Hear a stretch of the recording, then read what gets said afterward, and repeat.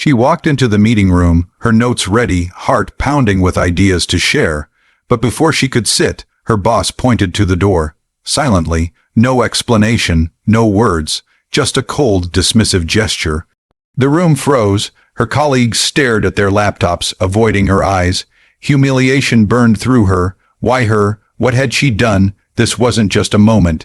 It was the spark of a year-long fight that would flip the script on her boss in ways no one saw coming. Stick around, because this story's ending will leave you speechless. Her name was Maya, a 29-year-old marketing analyst in a sleek Chicago office, where glass walls and open, planned desks screamed modern workplace. She'd been with the company for 3 years, grinding through late nights, perfecting campaigns, and earning quiet nods from clients. But that day, March 17, 2024, something shifted. Maya was the only black woman in the room, and she felt it. Not in an overt way, not always, but in the little things, the way her ideas were glossed over, the way her boss, Greg, a 40-something VP with a permanent smirk, would cut her off mid-sentence. That morning, she'd prepped for weeks for the quarterly strategy meeting. Her dated, driven pitch could save the company thousands while boosting engagement. She'd triple-checked her numbers, rehearsed her delivery. She wore her sharpest blazer, her confidence a fragile shield. The meeting room buzzed with her colleagues, chatter white guys in their 30s, a few women, all laughing about last night's game. Maya sat near the edge, her laptop open, ready to shine. Then Greg walked in. He didn't look at her. He didn't look at anyone, really, but his eyes skipped her like she was invisible. The meeting started. Numbers were thrown around. Ideas bounced. Maya raised her hand, ready to jump in. But Greg's hand shot up first. Not to call on her, but to point at her. Then at the door, no words, just a flick of his wrist, like she was a stray dog who'd wandered in. The room went silent. Her colleague, Sarah, coughed awkwardly. Mark, the guy next to her, stared at his coffee. Maya's face burned. "Excuse me," she said, voice steady but shaking inside. Greg didn't respond, just pointed again, harder. She gathered her things, her hands trembling, and walked out. The glass door clicked shut behind her. In the hallway, she heard the meeting resume as if nothing had happened. Her chest tightened. Was it her work, her presentation, her? She replayed every moment of her 3 years there. She'd never been late, never missed a deadline. Her campaigns had outperformed expectations.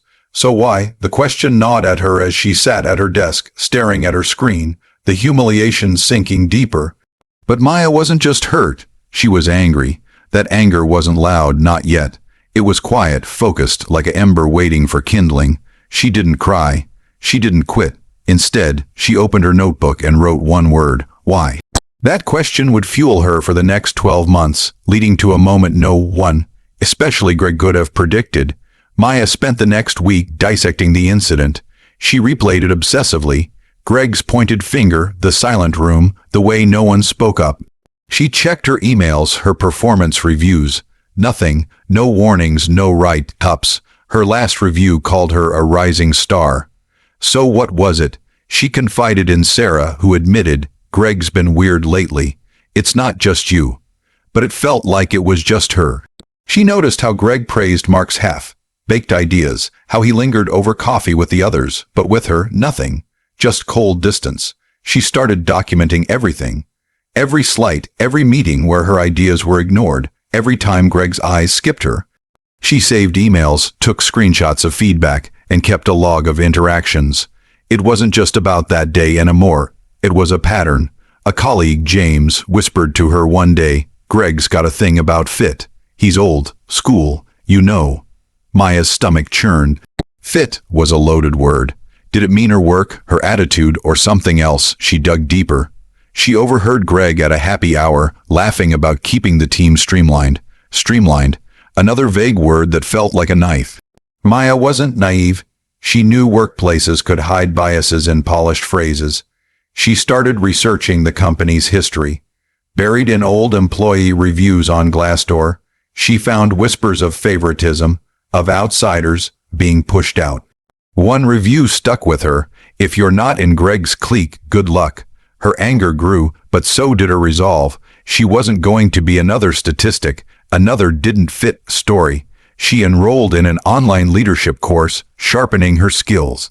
She networked outside the company, connecting with industry pros on LinkedIn. She pitched freelance projects to clients, building a side portfolio, all while showing up to work, smiling, and delivering flawless campaigns. Greg didn't notice, or so she thought. 6 months in, the tension spiked. Greg called her into his office. "Maya, your work's solid, but..." He paused, leaning back. "You need to be a team player." She pressed him. What did that mean? He waved it off. "Just vibe better with the group." Vibe, another word that screamed subtext. She left his office, her notebook heavier with notes. That night, she found an old email from a client praising her campaign, one Greg had taken credit for in a meeting. The ember in her chest flared. Then came the second incident. Another meeting, another pitch. This time, Maya wasn't kicked out, but Greg cut her off mid-sentence. "Let's move on," he said before she could finish. The room shifted uncomfortably. Sarah shot her a sympathetic look, but no one spoke up. Maya's log grew. September 12, 2024, interrupted, dismissed. She wasn't imagining it. The pattern was clear, but what could she do? Quit? Confront him? Neither felt right. Not yet. She started talking to a mentor, Carla, a black woman who'd climbed the corporate ladder. Carla's advice was sharp. Document everything. Build your case. Then strike when the time's right. Maya took it to heart. She requested a performance review, forcing Greg to put his feedback in writing. He gave her a generic meets expectations, but the subtext was clear. She wasn't wanted. She kept going, her side projects growing, her network expanding. She was preparing for something. She just didn't know what yet. By early 2025, Maya's side hustle was gaining traction. A client she'd impressed offered her a contract to lead a major campaign outside Greg's company. It paid double her salary. She didn't take it. Not yet. She was waiting for the right moment, the right leverage. Meanwhile, Greg's behavior didn't change. He sidelined her in meetings, gave her busy work, and once forgot to invite her to a client dinner. Each slight was another log entry, another spark. Then came the bombshell. Maya got a tip from James. The company was pitching a massive new client, a tech giant with a diversity-first mission. The client wanted a team that reflected their values. Greg was leading the pitch, but Maya's research showed he'd fumbled similar clients before. She saw her opening. She spent nights crafting a pitch deck, her own, separate from Greg's. She used her data, her campaigns, her results. She reached out to the client directly, posing as a team contributor with insights. They bit. The client meeting was set for February 2025. Greg prepped the team, but Maya wasn't included. She didn't care. She'd already sent her deck to the client's VP anonymously with a note.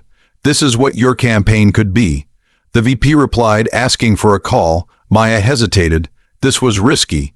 If Greg found out, she'd be fired. But she was done playing small. She took the call, pitching her vision. The VP was floored.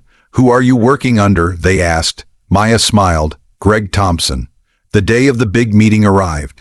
Greg stood at the front, his usual smirk in place, presenting a recycled pitch. Maya sat in the back, uninvited but present. Halfway through, the client's VP interrupted. "This isn't what we discussed." Greg faltered. The VP pulled up Maya's deck. On the big screen, "This is what we want. Who made this?" The room went silent. Maya's heart raced. She stood. "I did." Greg's face turned red. He stammered, trying to take credit, but the VP wasn't having it. They'd already checked the metadata. Maya's name was on the file. The client turned to her, asking for details. She delivered, point by point, her voice steady, her data airtight. The room was hers. Greg sat down, silent for once. The client signed with the company, but only if Maya led the campaign. Greg had no choice. He tried to spin it, saying he'd mentored her, but the truth was out. Within weeks, Maya was promoted to a senior role, reporting directly to the CEO. Greg's influence shrank. By April 2025, he was restructured. Out of the company, his smirk gone. Maya's log, her evidence, had quietly made its way to HR. detailing every slight, every dismissal. The company couldn't ignore it. Maya didn't just win, she rewrote the game. From a silent kick out to running the show, she turned humiliation into power. Her story wasn't just about her. It was about every underdog who'd been dismissed, ignored, or underestimated. She kept her notebook, a reminder of that first why. Now she had her answer. What would you have done in Maya's shoes? Would you have fought back or walked away? Drop your thoughts in the comments. I read everyone. And if this story hit you, smash that like button and subscribe for more real stories of justice and redemption. You won't believe what's coming next.